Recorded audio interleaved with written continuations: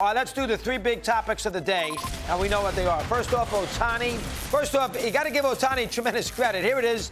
He does an MRI in the middle of a doubleheader yesterday after he threw 26 pitches and had to come out of the game in the first game, and he's got a torn ligament, ulnar ligament, and then he goes out there and DHs in game two, a team that's lost 16 of 21. Unfortunately, because they tried, and they're out of it. That's a heck of a job by Ohtani. Now, you can make an argument that the Angels should have told him, hey, don't play here, relax, take it easy. But, I mean, his competitive juices mean something, so I'll give him credit for that. But the Angels now, and everybody else who wants to sign Ohtani in the offseason, now got a major quandary on their hands here. I don't know what Ohtani's going to do. Theoretically, you know, you got to figure down the road he's going to need his second Tommy John surgery here. He's had a lot of issues in the last, 4 or 5 weeks anyway. I think it tells you how difficult it is to do what he does, and that is pitch and hit. He's played 126 of the 128 games too, but how difficult it is on the body to do both. And I just think it's, Ruth didn't do it. He gave it up. He said, I had enough of this nonsense. I'm not doing it. And now Ruth had to play the outfield. Ohtani doesn't. But Ruth said enough, and he was great at both. And Ohtani's great at both. And again, maybe it's too much to ask. I mean, he's got 40-something homers. He's had a tremendous offensive year. And, too recently, he's been a very, very good pitcher. Now he hasn't been able to answer the bell. And obviously, what this means here down the road with him, who knows? I mean, you would think that it would hurt him from a free agent standpoint, because now if he's not going to pitch, and I don't think he's going to. Now, listen, he's going to do the plasma, and he's going to try all that stuff, because he tried it the first time, and then he's going to eventually probably have to deal with the Tommy John. He can still DH with the Tommy John. Harper did that. He did that. But his value is the fact that he's also a tremendous pitcher, and there's a lot of great hitters, so it's not like that value is all by its lonesome with his offense. If he pitches, he's all by its lonesome. But who in the world is going to give him $500 million now if they don't have any guarantee he's going to be able to pitch? I mean, I wouldn't as a franchise.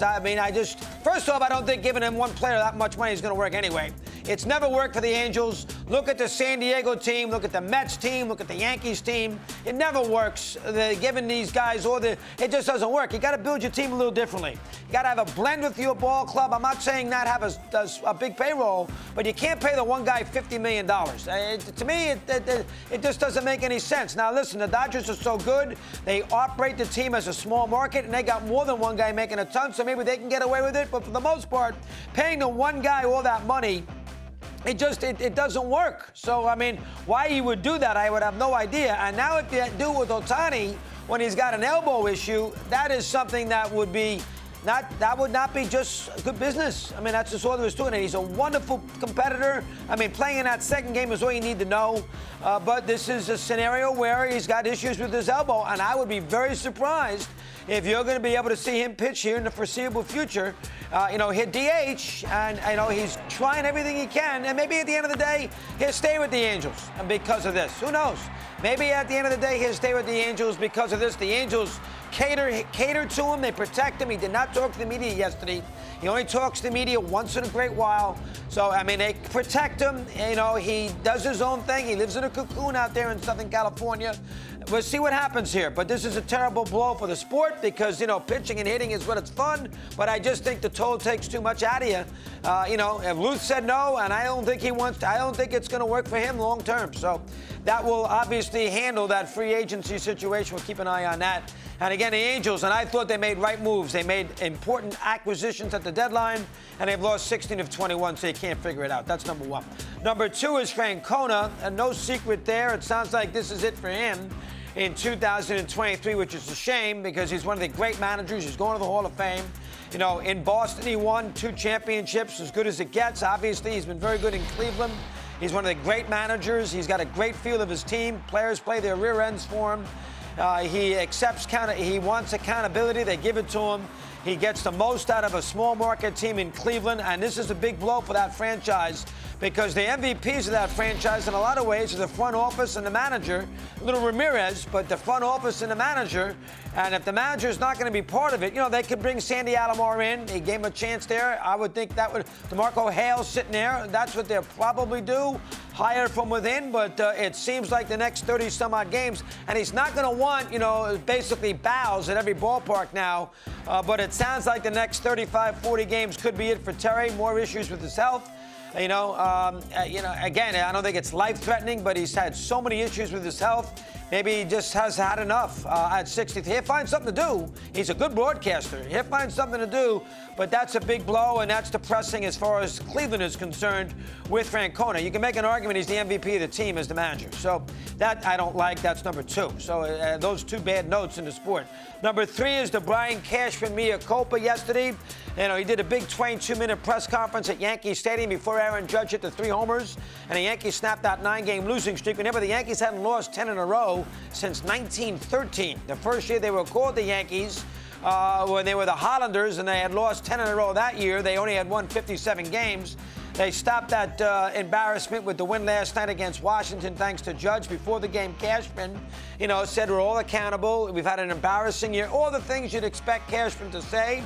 He's been a very, very good GM. He's been very successful. He's been in the playoffs 21 out of his 25 years. I think that's a little overrated because the Yankees have an incredibly high payroll. That doesn't mean because you got a high payroll, you automatically are going to make the postseason. Look at San Diego. But, 21 out of 25 years is a pretty good record. Haven't won a World Series in eons, but that's a heck of a record. My issue with Cashman, as far as the owner is concerned, 25 years is too long.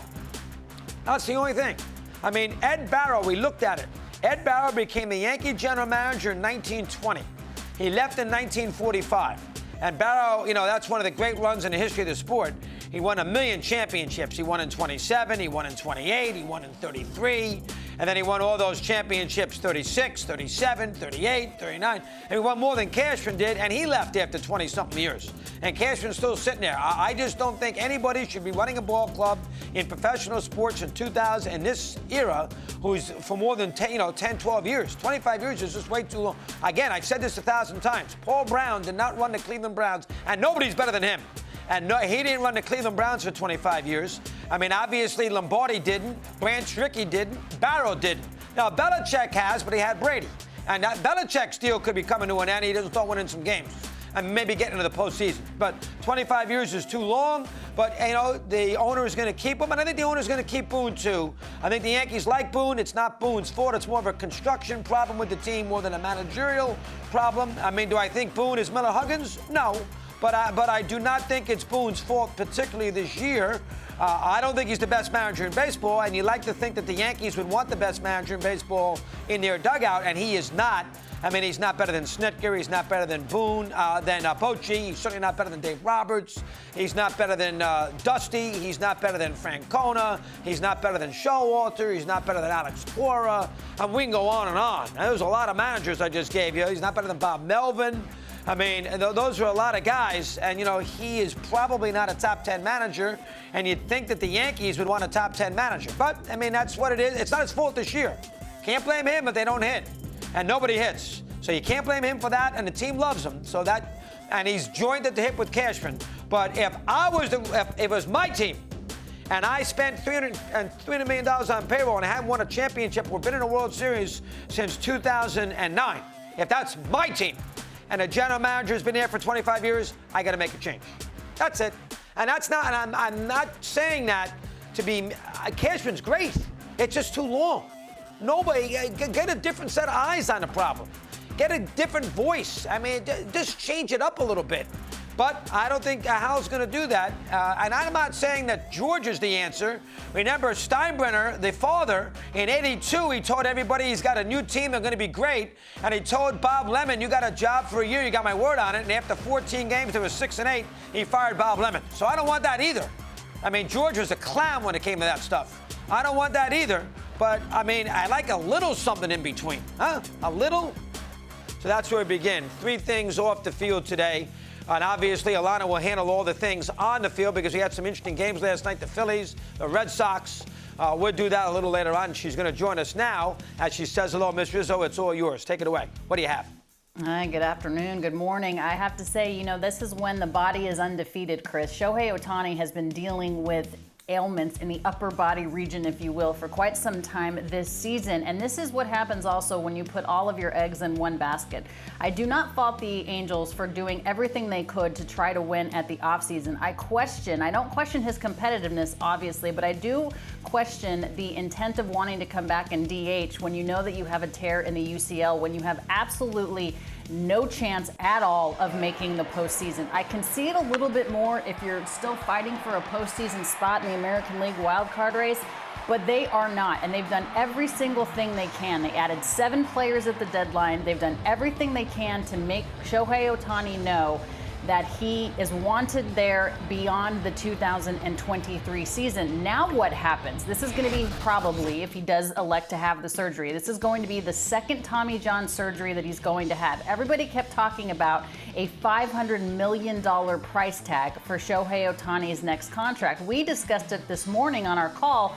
What team is going to want to shell out $500 million if you don't know if he's going to be able to pitch? He's done for next season if he elects to have the surgery. So you're paying how much money for a guy that's going to be sitting on the bench for a year while he goes through rehab? And then how often is he going to be able to pitch for you? This is exactly why he didn't want to go to the National League when he had an opportunity to sign with the team before the DH was implemented in the NL, because he wanted to pitch and he wanted to hit. So maybe his future is just as a DH. Maybe he can spend more time in the outfield. But now a huge question mark arises, and this is the worst thing that could have happened for the Angels as far as a franchise, because now what do?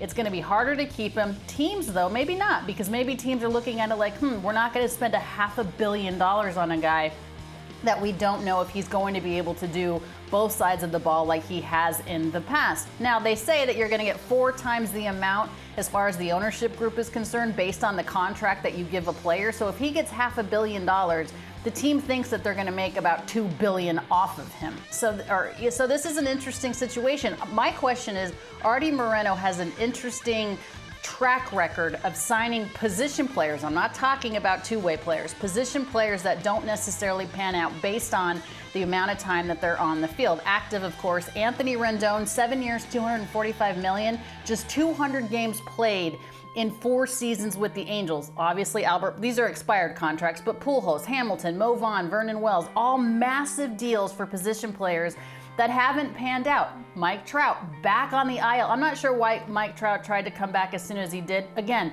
not in the playoffs this season. He's back on the IL with that hand issue. This is a situation where you can't have one guy be the entire team. You can't put a guy ahead of the team. You know, all of the different parts are more important. You know, the sum is more important than one part of the equation. So this is an interesting situation for them. Now let's see where he goes. Now let's see how much he's going to garner in terms of that next contract. This is the worst thing that could have happened for the Angels.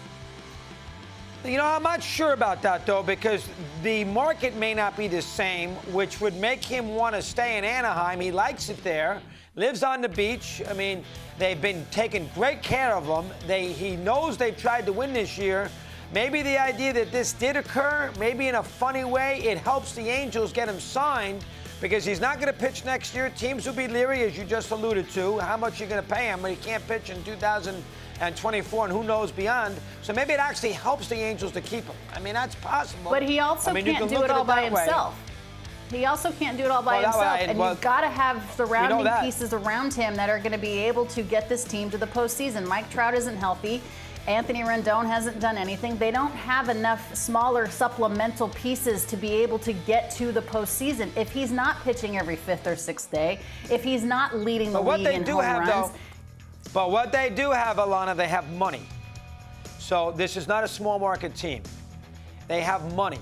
So you would think eventually they would figure something out and get it right. Sure. Now, it hasn't worked out, but it's not because of the finances. They keep spending the money, and it's not working out. They keep spending the money on these players that don't play. I get it. I mean, and Trout hasn't done a lot. Let's be fair, too. They gave him $436 million, and he hasn't done a whole heck of a lot. They've been hurt a lot. I mean, simple.